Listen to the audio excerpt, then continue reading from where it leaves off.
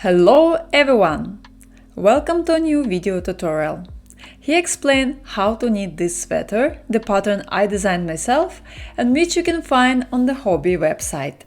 The pattern is made for adults from size small to extra large. I'm going to explain the main techniques and important points I'm using here. So I would guess even if it's your first sweater, you will be able to finish it successfully. While filming this tutorial, I realized that I don't like the color combination I started with, therefore in the beginning you will see the initial colors I was working with, but later in the video colors will be those you can see on the thumbnail. Some people like knitting Raglan sweaters top down, because it is easier to work elevation and adjust the length of the body and sleeves, but if you have a Colorwork, often the construction bottom up will be preferable. Moreover, this sweater is supposed to be a positive ease, so you won't have it very tight, but rather roomy. That's why here I didn't work an elevation. You still can do it if you want, but it is just optional. I will knit the body and sleeves separately. Then I will join them in one needle and keep working together up to the neck, simultaneously decreasing the number of stitches using Raglan. Both wrists and body bottom I work as a 2x2 rib. Some of the technical details such as tubular cast on, tubular bind off and grifting of the armholes I explain in separate videos that are already on YouTube, so refer to them to not waste your time here. Links to all videos will be in the description area below.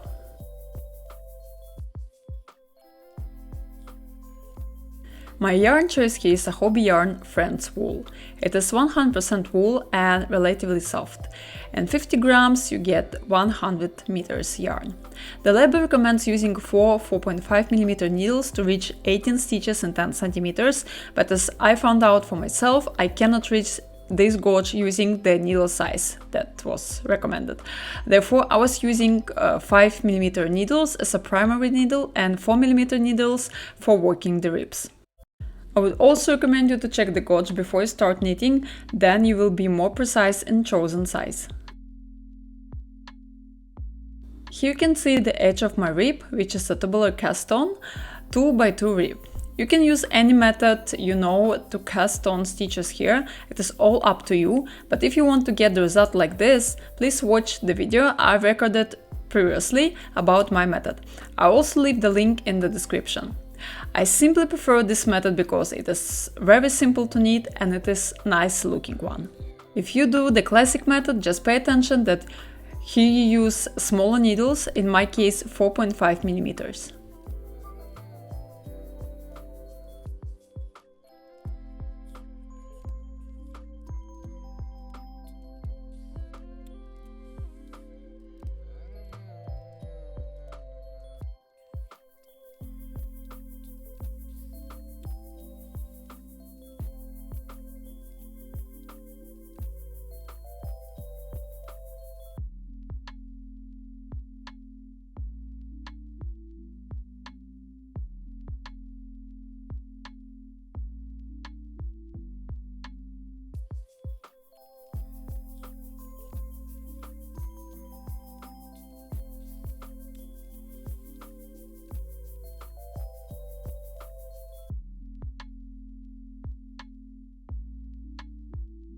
When I'm ready with the cast on, I keep knitting the 2x2 rib for 5-6 centimeters, therefore pattern 2 knit, 2 purl stitches until I reach the height.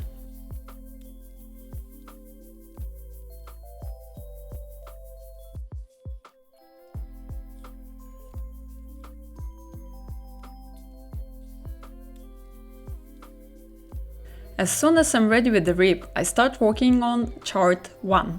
Here we'll add 3 more colors. While working on the first row of chart 1, I also want to change the needles to a bigger size or to 5mm according to my pattern. If you work the first time with so many colors, just try to keep them in order and avoid entangling.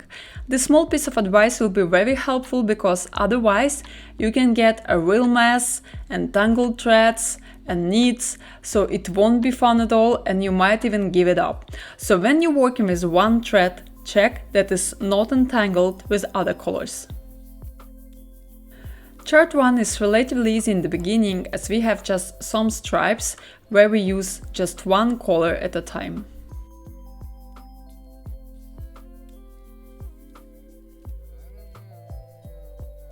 When I start working with two colors, I place them separately on each finger. This way I have better access to each thread and I am able to keep them in order. Then I just follow the chart where in this row I alternate two colors, one stitch of each.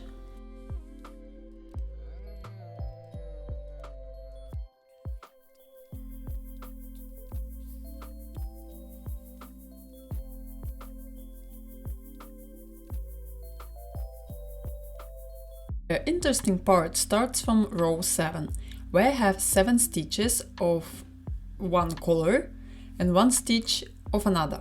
It will work actually the same, but I don't want to have 2 long stitches on the wrong side of the sweater and have to do something with it. Let's see. First I need these 7 stitches. Then I join another color and make this 1 stitch. The color I'm going to use the most I place as a second color on the second finger. I explain why.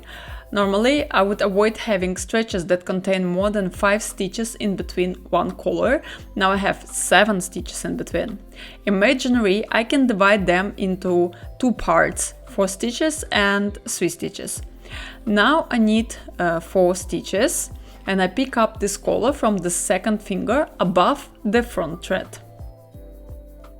The rest 3 stitches I want to pick up under the front thread, but here I need to be attentive to the tension of the thread.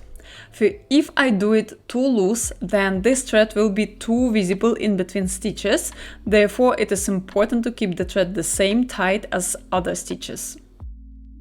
I do 3 stitches. I check that my front thread now is placed in between stitches on the wrong side and it is the same length. If you pull it too much, you will squeeze your knitting and that is not looking very nice. Take your time to adjust the length if you're not very experienced. If it is too long, just pull it a bit, but remember that it's better if the thread is slightly longer than shorter. I apply this method to the whole row, one part after another, without hurrying. I would prefer to slow down here and make sure that I do entangling properly, as the final result will depend on how well I managed this part.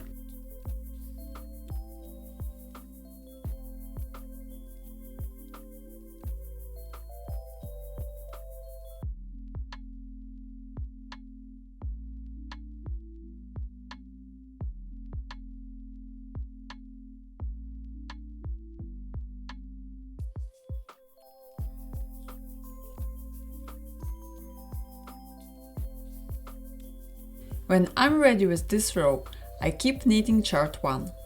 The rest of it you can work yourself, you will have only 2 different colors every time.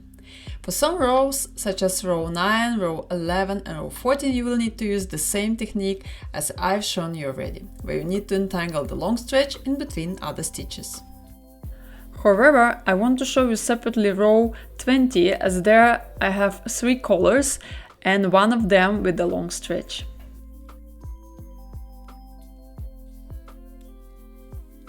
When I have 3 colors at the same time, I also put them separately, one for each finger. The color with a long stretch that I encounter only every 8th stitch, in this case yellow color, I put on the first finger. The rest you can put on the second and third finger. Doesn't matter much which one is on which finger. I do the first 3 stitches of row 20.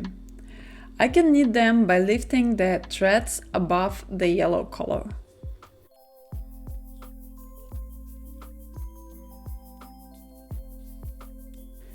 Then I knit this one yellow stitch. Here pay attention.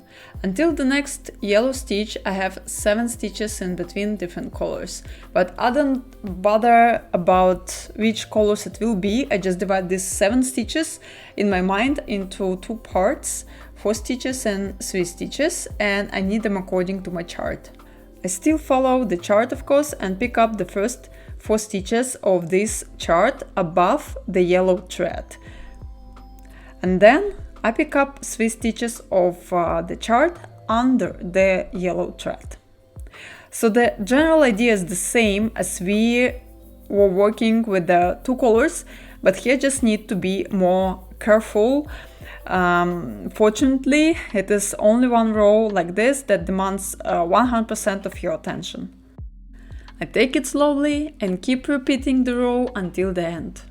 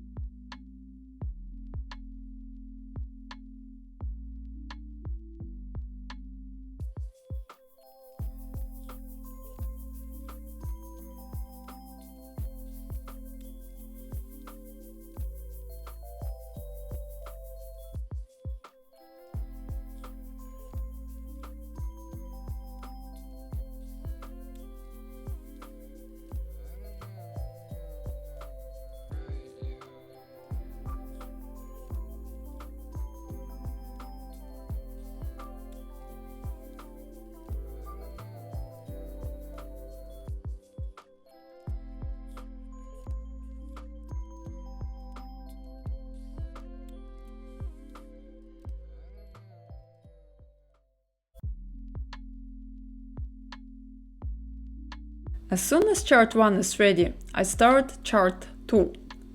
After chart 1, you will have no problem with working chart 2. It's only 4 stitches that will repeat and each row has no more than 2 colors.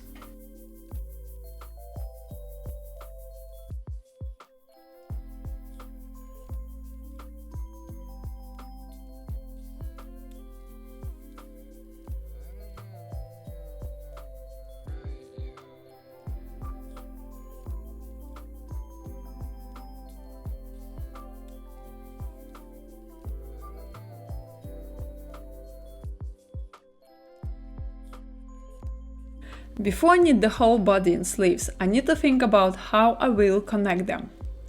The thing is that when we will connect all parts, we want that all of them to be finished in the same row of chart 2. Therefore, I want to knit sleeves now to see where I will finish them to have the desired lengths, and then I will adjust the body length according to where I have my sleeve. I also put into consideration that the next row after I finish the length has to be one colored, because then it will be much easier to join all parts.